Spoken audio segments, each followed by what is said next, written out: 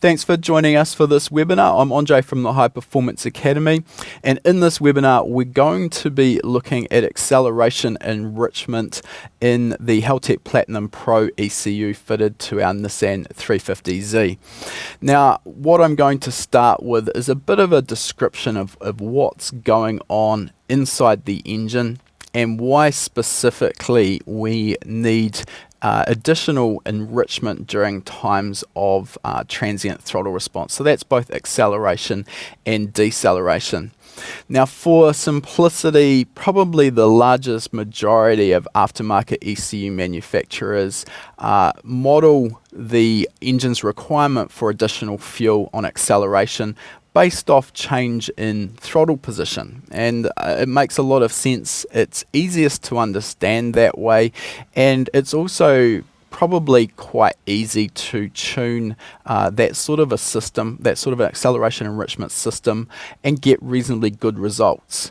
However, if we go a little bit deeper, it's not strictly speaking the change in throttle position that affects our need for acceleration enrichment, and I always feel, just with everything in tuning, that a slightly more solid knowledge of what's actually going on inside the engine, why we need this certain aspect, acceleration enrichment, is going to allow you to do a better job of incorporating the function in your own tuning.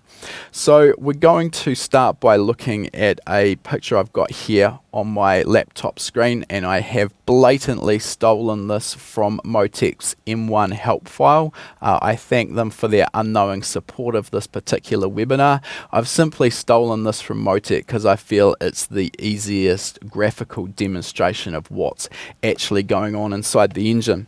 So on this picture we have a fairly crude representation of an intake port here, and obviously this bit here is our intake valve. So we've got our air moving into the port, as you can see.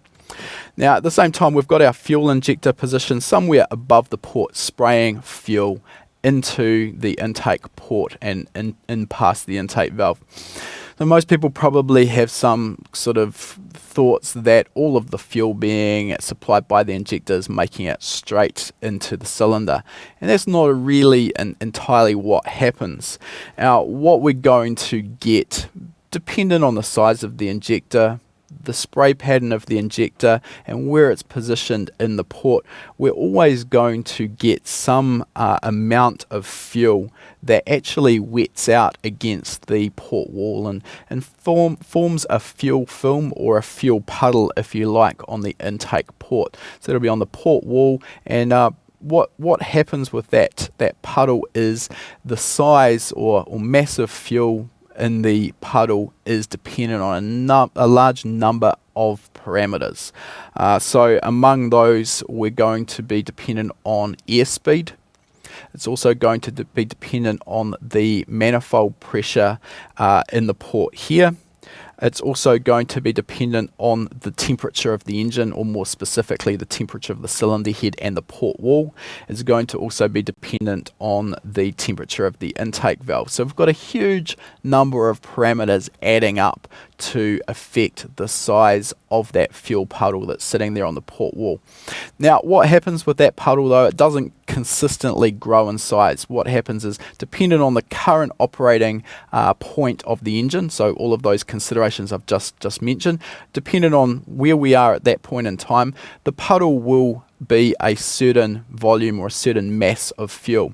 So as the injector tops up the puddle at exactly the same point in steady state operation, the fuel is also evaporating off, which you can see is represented by the fuel vapor here. So some of it's evaporating back off the port wall and making it into the cylinder, and at the same time we'll also have some liquid fuel that's also just sort of rolling down the intake port and making it into the cylinder as well. So the rate at which that fuel is escaping the fuel film or puddle is exactly the same as the rate that the injector is topping up the puddle. So that's what's happening in steady state. However, when we make an abrupt change to our throttle position, the size of the fuel puddle or fuel film will also vary. So particularly if we look at 2 points which would be common, let's say idle, where we've got a very high vacuum in the intake manifold. So at that point, and then we compare it to exactly the same RPM, but we've just blipped the throttle very sharply to wide open throttle, and now we have minimal amount of vacuum. So we're up at perhaps atmospheric pressure, 100 kPa in our intake port. So as the vacuum drops, or as the vacuum is depleted back down towards atmospheric pressure, what we find is the volume of fuel in that fuel film or puddle increases. So as we go from a high manifold vacuum, like we'd see at idle or cruise, to atmospheric pressure, the size of the fuel film increases. Now, the problem with that is during that period of transient throttle response, as the manifold pressure is changing, the puddle size is increasing. So what it's doing is, remember I said under steady state conditions, the injector is topping up the puddle size at the same rate that the fuel is evaporating back off. So the net effect on the amount of fuel going into the engine is zero. So the amount of fuel that the injector is supplying is what's going into the engine. However, on this transient throttle response, that's not the case. Now, a portion of the fuel that the injector is supplying is momentarily going into building up the size of our fuel film on the port wall. So instead of making it into the cylinder, the fuel's actually being absorbed into making this fuel film greater. So what we see, because not all of the fuel the injector is supplying is making it into the engine, what we see is a momentary lean spike. So our air-fuel ratio will move lean because the fuel isn't actually making it into the cylinder. This is a momentary thing though, and as soon as we've regained steady state conditions, again the fuel film or fuel puddle will be larger, but as soon as it's reached equilibrium, we end up with this situation where the fuel is vaporizing back off the port wall and it's also making it into the cylinder in these liquid droplets as well. So the throttle response, the throttle transition or transient that we are creating when we blip the throttle, it's not actually the throttle that affects the size of our fuel puddle, it's the knock-on effect of the manifold pressure fluctuation or very, very sharp change in manifold pressure that actually affects the size of that fuel film or fuel puddle, and that's the part that we're trying to account for. Now, I've talked about going from closed throttle to open throttle, or a very high manifold vacuum to atmospheric. Now, exactly the same, or exactly the opposite thing occurs when we go from wide open throttle and we're at 100 kPa atmospheric pressure, and we close the throttle and all of a sudden we have a very high manifold vacuum in our port. So when we do that, we've got at 100 kPa atmospheric pressure, we've got an equilibrium situation with our larger fuel puddle. Now all of a sudden we've closed the throttle, the fuel puddle is going to decrease in size. We've still got our injector topping up the fuel puddle and spraying fuel into our port. So during this period of closed throttle, what's happening is the excess fuel puddle or fuel film is being drawn off the port wall and into the cylinder, and we see that resulting in a momentary rich air-fuel ratio when we back off the throttle. So that's the two situations that we're trying to account for, and now what we can do is have a look at how the Haltech Platinum Pro plug-in ECU for our Nissan 350Z accounts for that. So let's have a look now at our software. And there's, as I've sort of mentioned, every manufacturer has their own unique ways of dealing with the acceleration enrichment event and how we can tune around it. And Haltech have taken, in some ways, probably a conventional approach where they're basing the acceleration enrichment on the rate of change of throttle position. Now, while I say it's the actual manifold pressure that creates the change in our fuel film or fuel puddle, it is definitely easier to address that by looking at how quickly the throttle is being opened and closed. Actually, before we move on, let's just go back to our picture because there are a few other things that we need to take into account which will become important a little bit later on. So as I said, there's a number of parameters that will affect our fuel film, and really all we've talked about there is manifold pressure. And the other thing that's quite important is our airspeed and air mass will also have an effect on that. So what we tend to find is we need more acceleration enrichment when the airspeed is lowest. So our fuel film tends to be largest when our airspeed is lowest. So at low RPM we need more acceleration enrichment, and at high RPM we don't need quite so much acceleration enrichment. The other effect that's really important to consider is this wall temperature. Now, this really is correlated to our engine coolant temperature. So as our engine heats up, obviously so does the port wall. So if we think about when the engine is cold, when the cylinder head's cold, it's easier for the fuel to condense out on the port wall. And conversely, what we end up with is a larger fuel film on the port wall. What that means is that when the engine is cold, we're also going to need some additional acceleration enrichment. So again, it's worth just considering the different parameters that are all adding up to affect our acceleration enrichment. If we understand these parameters and how they work, how they'll affect our tuning, then we're going to be able to do a better job of dealing with the tuning. Okay, let's jump back into our tuning software, and again I just want to mention that the correct way of approaching our acceleration enrichment tuning, and this is an area I see even very experienced tuners make mistakes, is the acceleration enrichment needs to be tuned last. So we want to make sure before we get to the point of acceleration enrichment tuning, we want to make sure that our main fuel table, our main volumetric efficiency table, is correctly tuned. If we don't have the correct amount of fuel at all the various load and RPM points, what that's going to mean is we're going to be using the acceleration enrichment to try and make up or correct for errors in our main fuel table. And that understandably ends up in a fairly poor result, and you're also going to end up spending a lot of time or wasting a lot of time chasing your tail trying to get that acceleration enrichment to cover up errors in your main fuel table. So that's the first point. We need to start with a properly calibrated VE or fuel table and make sure that our air-fuel ratio is tracking target under steady state conditions at all of the load and RPM points in our table. So once we've done that, we can then look at some of the settings for our transient throttle or transient enrichment.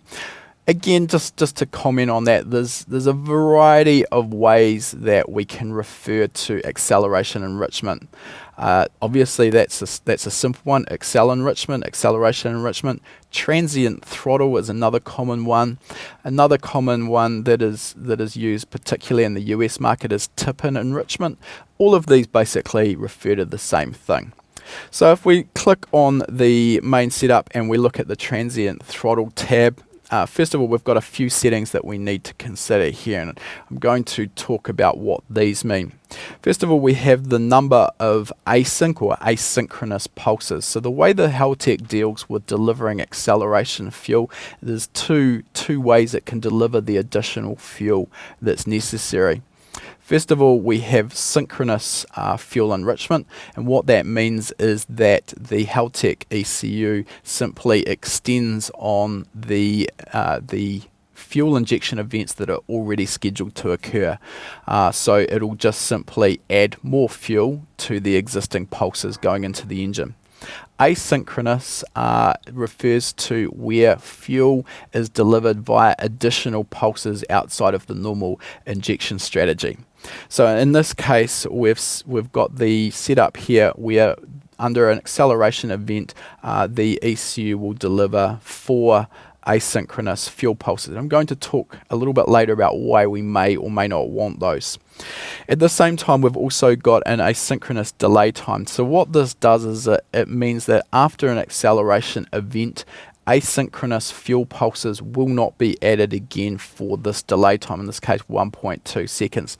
So what that does is, if we've got quite a lot of asynchronous fuel being delivered via our acceleration enrichment, and we're sitting there and we're consistently blipping the throttle on and off, what it can do is end up creating a very rich air-fuel ratio, and this delay time can be used to prevent that. We also have a delta deadband. So delta refers to a change in, and in this case we're looking at a change in the throttle position, and that's what the Haltech is basing its acceleration events off. So what we want to do is deliver acceleration enrichment or transient enrichment when we're requesting it, so when the driver is making a sharp change in throttle position. However, what we want to also avoid is getting acceleration or transient enrichment occurring when we don't want it. So when we're actually sitting at a relatively constant throttle position.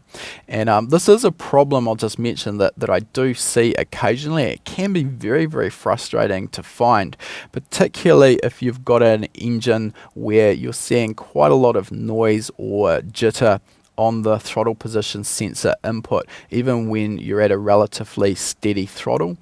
If your acceleration or transient enrichment parameters are set up very, very sensitive, what that can actually result in is additional fuel acceleration enrichment being supplied when we don't really want it. It can be really frustrating to figure out what's going on, because on the face of it you don't think you've got any acceleration enrichment being provided, and you're wondering why on earth you cannot achieve a stable air-fuel ratio on your main fuel table. So it's always useful, if you are in that situation and you suspect that's what's going on, to log the acceleration enrichment being provided, and straight away you'll be able to see if the ECU is in fact providing some acceleration enrichment that you aren't asking for. So what we're doing here is providing a deadband. So when the throttle movement is less than this deadband, the ECU will ignore it for transient enrichment events. Okay, so let's get out of there and we'll look at our actual transient enrichment, transient throttle settings. Now I find the way that Haltech deal with this, it makes a lot of sense, but it's also a little bit different if you've come from a different brand of ECU, the way they deal with the transient enrichment. And there's a few tables that work together here. Okay, so first of all we have our transient throttle enrichment table. So what this is doing is defining under the maximum, our sharpest, largest change in throttle position, it's defining how much additional acceleration enrichment will be provided. So we have a table here with RPM on the vertical axis, and we have a table with throttle position on our horizontal axis. So right now we're not actually talking about change in throttle position. What we're talking about is where we are on the throttle when we request our acceleration enrichment. So you can see at the moment we're sitting at a closed throttle. We've just got the engine idling and we're sitting at around about 3-4% throttle. Now if I just bring the throttle up, you can see that we move through this table, and the further I move the throttle up, the further across the table we move. So what this table's doing is defining the start point in our throttle position, so where we are when we're actually driving the car. If we then make the sharpest, largest change in our throttle position, how much additional fuel will be delivered. Remember as well, this table works in milliseconds, so that's important to understand. Okay, so the reason we need this table is we've got two parameters there. Remember I said that under high airspeed conditions we need less enrichment, and we see that trend happening as we move up in the RPM. So As we increase the RPM, our airspeed increases, so we don't need so much enrichment, so the numbers in the table are reduced. Likewise, if we're already operating at, let's say, 50% throttle, chances are our manifold vacuum's not going to be that high. Certainly it's not going to be as high as if we were sitting with the throttle closed at idle. So what that means is our delta, or our change between our starting manifold pressure and our wide open throttle manifold pressure is less. What that means is the change in our fuel film size is less. So what we see is, as we move to the right of the table with our throttle position, again, the numbers in the table are reduced. We're not requesting as much acceleration enrichment. Okay, so the way this works, as I said, this is a little unusual, a little unique to the way Haltech do it, is from what I've seen with various brands of ECU. This table works in conjunction with the percentage enrichment table. So the percentage enrichment table looks at the rate of change of our throttle position sensor, and in the Haltech, what it's doing is it's looking at how quickly the throttle position changes over a 10 millisecond period. So obviously with the throttle closed and stationary, we're sitting down here with absolutely no change in our throttle position, and if I punch the throttle to the floor as quickly as I can, it's a little hard to catch, but we jumped up to around about this area here. So we're looking at around about 25% delta load. So that's our change in throttle position. So what we're looking at, remember we just talked about our transient throttle enrichment table, and these numbers were the amount of fuel required with our maximum delta load, so our fastest possible change in throttle position. Now, if we're not smashing the throttle straight to the ground, if we're only making a smaller, much less abrupt change in our throttle position, there's every chance that we're not going to need as much acceleration enrichment, and that's what we can do with this table here. So you can see that the numbers, and these I'll just point out as well, this is obviously a plug and play ECU, and it comes with a base map, which for the most part we've found to be very, very close to being on point to get the engine up and running. So these are simply the base numbers as supplied by Haltech, and so far with my tuning on our 350Z, I actually haven't found much need to change them. They're pretty damn good as a starting point. What you can see though is down at our lower delta loads, so our lower, slower changes in throttle position, we've got less of our acceleration enrichment being offered. So in this case, for example, at 1.5% delta load, so a relatively small change in our throttle position, we're only supplying 60% of the fuel numbers from our transient throttle enrichment table. So that's how those two tables work. The way to tune the tables is to start with our transient throttle enrichment table, tune this table for the sharpest throttle changes that you're likely to see, and then we can go back from there and look at changing our percentage enrichment based on our smaller changes in delta load.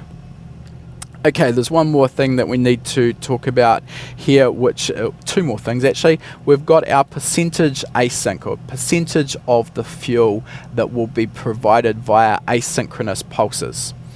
So we have the ability to set this table anywhere from 0 to 100. Now remember, the asynchronous pulses are additional pulses that are provided outside of the already scheduled fuel injection timed pulses, and that works with the menu we previously looked at, where you can set the number of asynchronous pulses.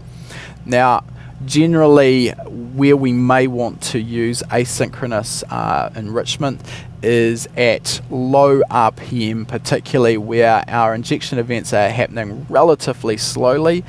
For a sharp change in a sharp transient throttle there, we may find it difficult to supply all of the fuel required through the synchronous fuel pulses, through our existing fuel pulses, and in this case we can choose to add some of the amount of fuel asynchronously. So in this case what it defines is what percentage of the injection pulse width from our transient throttle enrichment table will be delivered via our, I'll get to the right table, via our asynchronous pulses.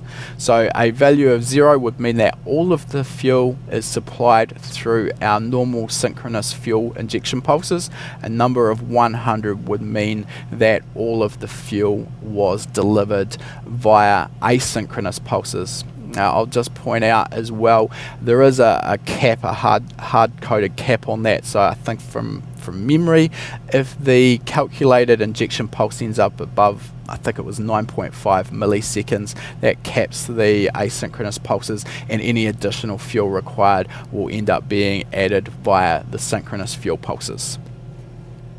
Lastly, we have our transient throttle enrichment decay rate. So this is how quickly the additional fuel is being removed.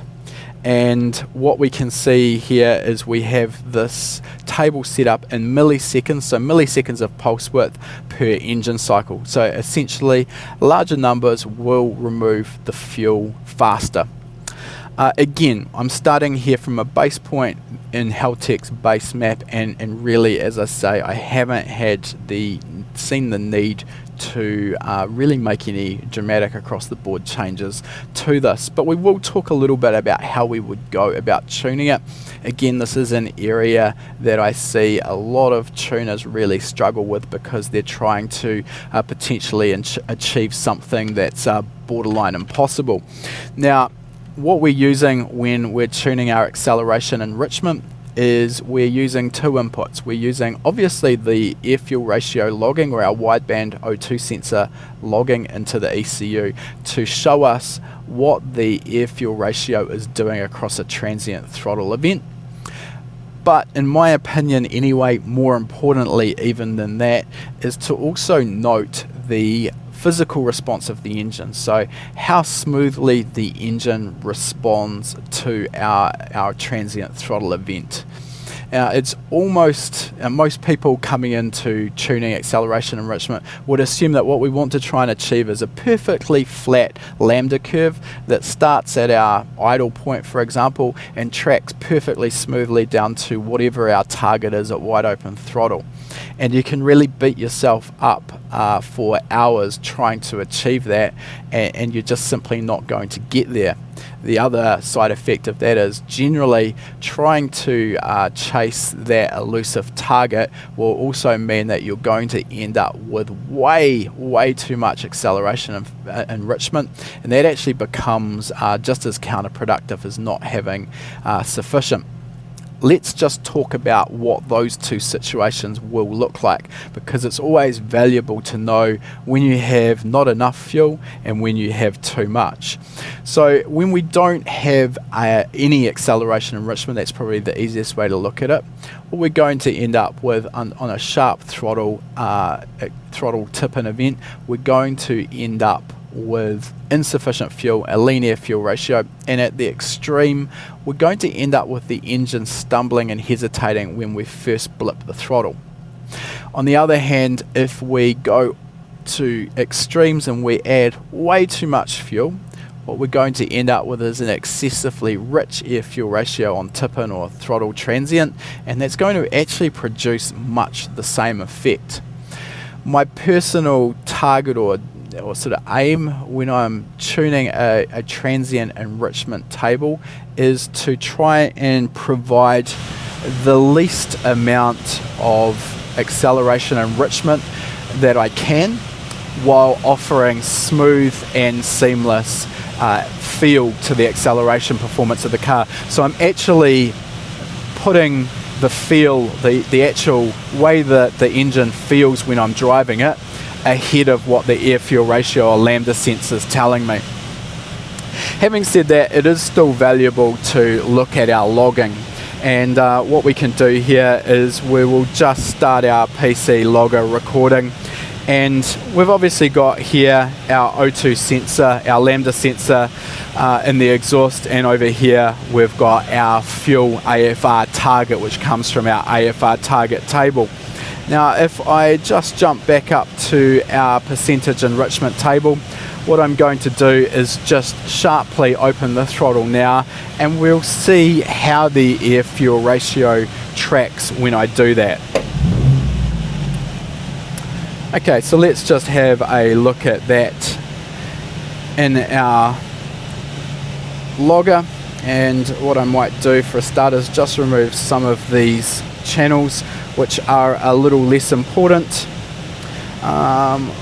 We've got some specific parameters that we can look at with our transient throttle as well that are valuable to see what's actually going on when we are changing or tuning the transient enrichment. So let's just have a look now, and I've just really brought back all of the parameters we're logging to some very bare basics.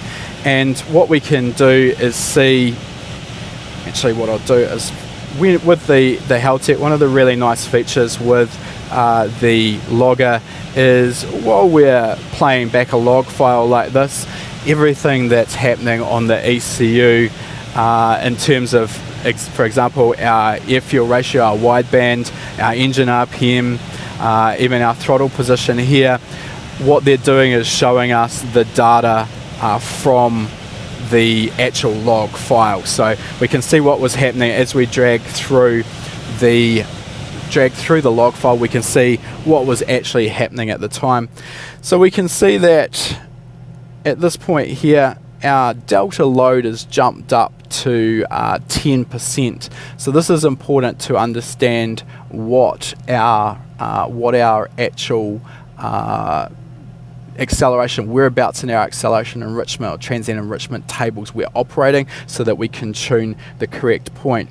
At the same time, we can also see that our air-fuel ratio during acceleration has gone slightly lean. We've actually gone, our leanest air-fuel ratio that we've seen there is 17:1. And this is what I'm talking about with getting a feel for how the engine's actually responding versus what the wideband sensor is telling us. Now, if we based our tuning decision solely on what the lambda sensor was saying in the exhaust, we would end up inevitably adding a lot more acceleration enrichment. Now, while in this case 17:1, probably this table could actually do with a little bit of a tweak.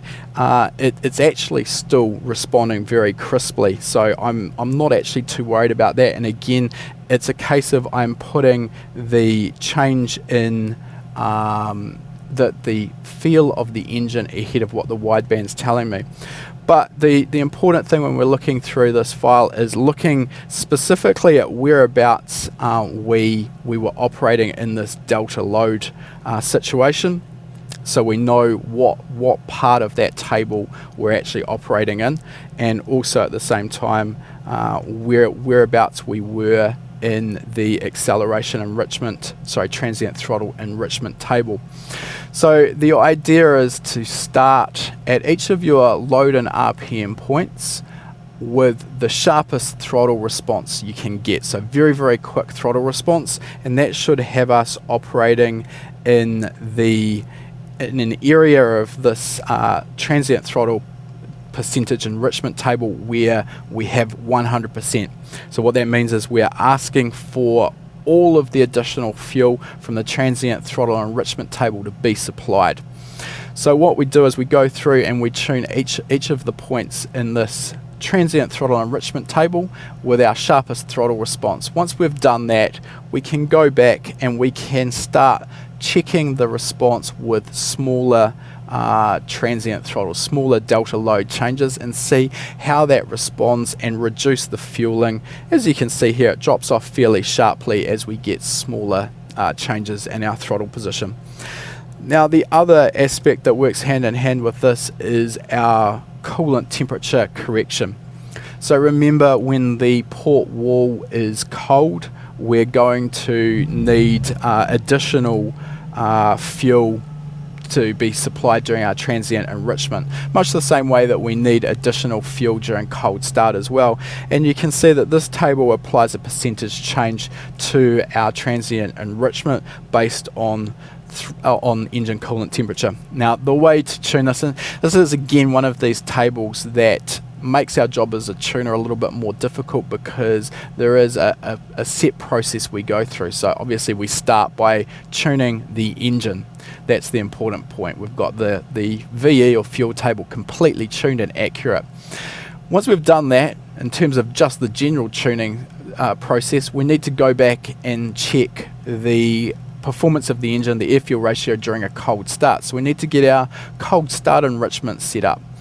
When we're talking about the acceleration enrichment side of things, we start with our acceleration enrichment tuning when the engine is up to a normal operating temperature. So we want to do that first, and likewise, just like the cold start enrichment, we then want to come back and test the transient enrichment results when the engine is cold, because these parameters, these corrections are applied over and above our base acceleration or transient enrichment. So we can't start by looking at the transient enrichment when the engine's cold. Again, in a credit to Haltech, I found that this base map is, as I've said, pretty much on point right from the get-go, so there isn't a lot of need for any adjustment. That makes our job as a tuner much easier, and obviously speeds up the process. What I would point out as well, and this comes across, I see this occasionally in all sorts of different ECU platforms, where you've got the engine tuned and you're starting to find that you've got some really bizarre numbers going on in your acceleration enrichment to try and get good response.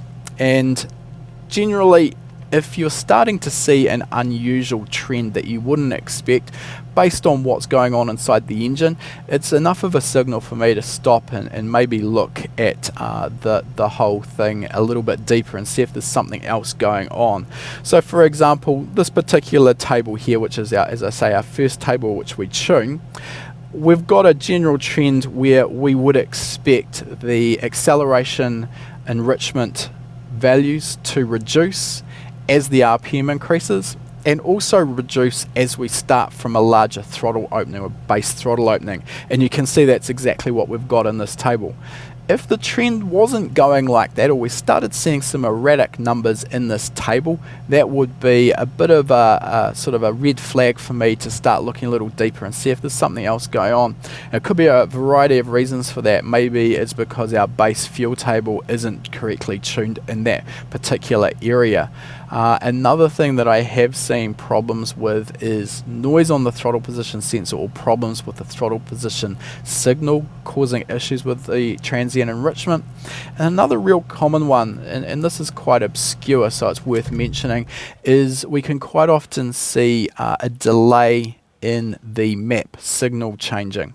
So I've seen this a couple of times over my career, where we've either had a problem with the map sensor, it's been actually faulty, it's maybe had moisture in it or something like that, or another one would be where the vacuum line to a remotely mounted map sensor has become kinked or damaged, and it's delaying the map signal from reaching the ECU. Now, what that generally does is, when we're at idle or steady state, the signal will probably still get through to the map sensor, so everything seems to be okay. But it's only when we've got a really sharp transient result, a transient situation, where that map signal will be quite greatly delayed. Now remember that in the background of the ECU, all its fuel calculations are being done based on manifold pressure. So if the actual pressure in the intake manifold is completely different to what the ECU is seeing because of a delay, it's not going to be able to supply the correct amount of fuel, and it can be really frustrating trying to again tune around that using acceleration enrichment when the real problem is the map signal.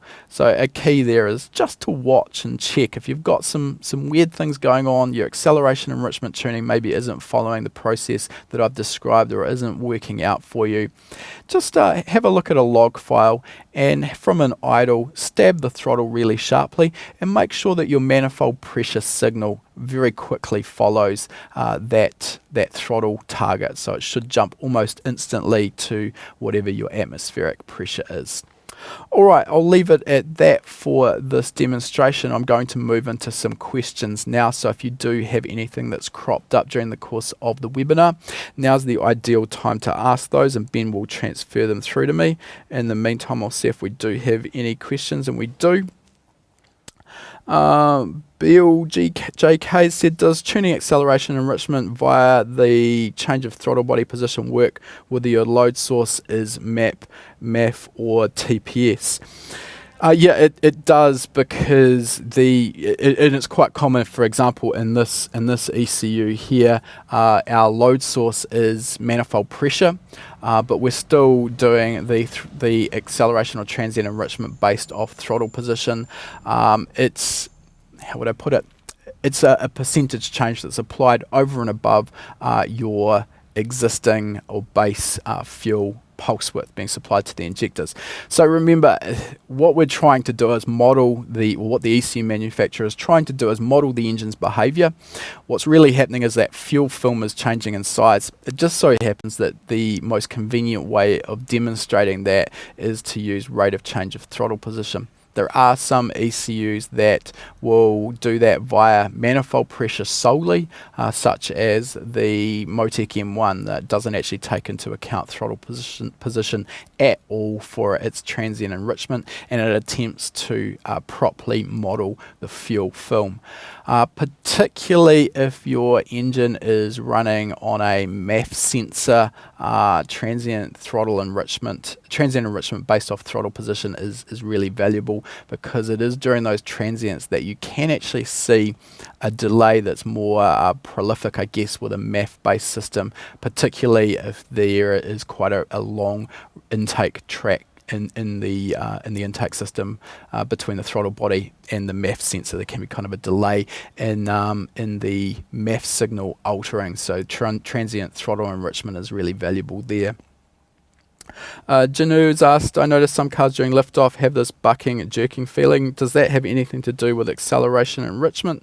It only happens during liftoff. Okay, well, the two things that work hand in hand there, we've got acceleration enrichment, and at the same time, normally we're going to have deceleration and leanment. And remember, it's all about the size of that fuel puddle. Now, I certainly wouldn't say that liftoff bucking or jerking would be normal. I have experienced that, and generally I would imagine my own experience would be that that's probably as a result of other problems in the map, not probably specific to acceleration enrichment or decel and leanment. It is, however, possible if you are running exceptionally rich on a liftoff, that's going to present combustion problems, and that could result in an erratic feel to the way the car's driving. So it's possible, but I would be looking at other problems in your map. Okay, looks like that's covered all of the questions for this one. And again, as usual, if you do have any questions that have come up during the webinar that you would like to know more about, maybe something that comes to you a little bit later on once we're not live, feel free to ask those in the webinars sub-forum on our forum, and I'll be happy to answer them in there. Before you go, we would love it if you are enjoying our webinars and our courses, if you could head to our Facebook page and write us a review. Obviously, we'd love a review with 5 stars. That would be perfect. Ben and I would love you forever. But doing so just demonstrates that we've got a lot of customers that are enjoying our content, and that can be helpful in other people deciding whether or not to trust High Performance Academy with their EFI training. All right, thanks guys, and we'll see you next week.